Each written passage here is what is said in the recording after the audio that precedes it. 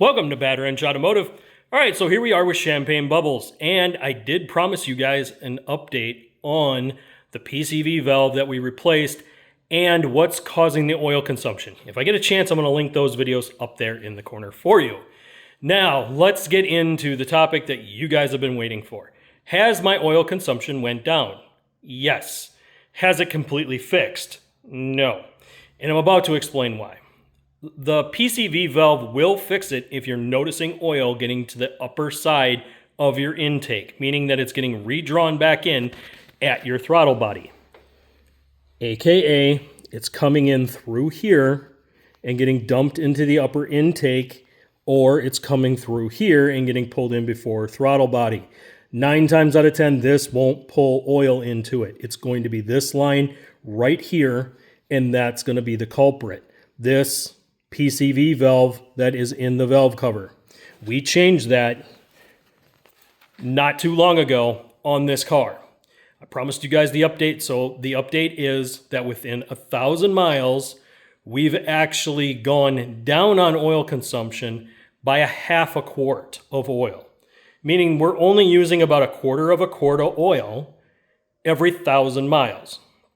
So the reason I keep bringing up this 1,000 miles is Kia will test your engine, if you bought it brand new or you're under warranty, they will test your engine on 1,000 miles, meaning that you need to use a quart of oil within 1,000 miles.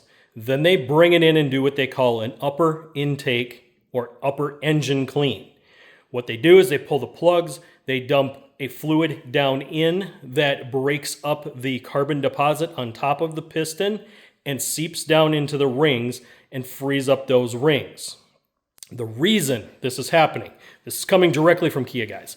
The reason this is happening is that when you run cheap fuels, 87, 88 octane with ethanol, that fuel is carboning up these engines really bad to where the piston rings are locking up.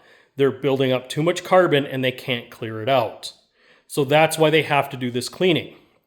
The way to fix this is to run 91 non-oxygenated. Yes, it's more expensive, but it fixes the issue with the oil consumption.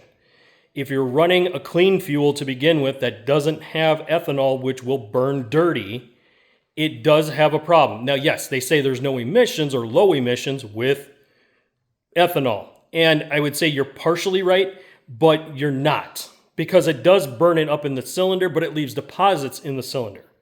So it's burned off in the catalyst, but that's a whole nother story. Just because it comes out your exhaust clean doesn't mean it's good for your engine. And that's the truth. So whenever you're dealing with an E85 situation or E15 and you're running 87 octane, just know your engine is taking a lot more abuse to run the ethanol. So it's better to run 91 octane on the Kia and the Hyundai cars that have the 2.0 liters, even the 1.6 turbos. Guys, if you're anything turbo, you should automatically be running 91 octane because it's actually a performance engine. It's designed for performance. The turbo makes it that way. So if you have any vehicle and you know your engine is turboed, start running 91 octane and save yourself some money. Because what will happen is, over time, those carbon deposits are going to do damage to your engine. When it comes to this setup, just know that if you're chasing oil leaks, you may not find it in one single source. And ours is definitely a multi-source issue, meaning that the rings are allowing some oil through and it's getting burnt off. Others are the PCV valve. So we replaced the PCV valve, we fixed a half a quart per 1,000 mile, and that got a lot better, but we're still having oil consumption. Just know that when you chase these problems, you will have to go down different avenues, but ultimately when you find the problem, then you'll know how to fix it. Guys, I want to say thank you for all the support. Make sure you guys hit the like button, hit the subscribe button, and ring that notification bell, and I'll see you on the next one.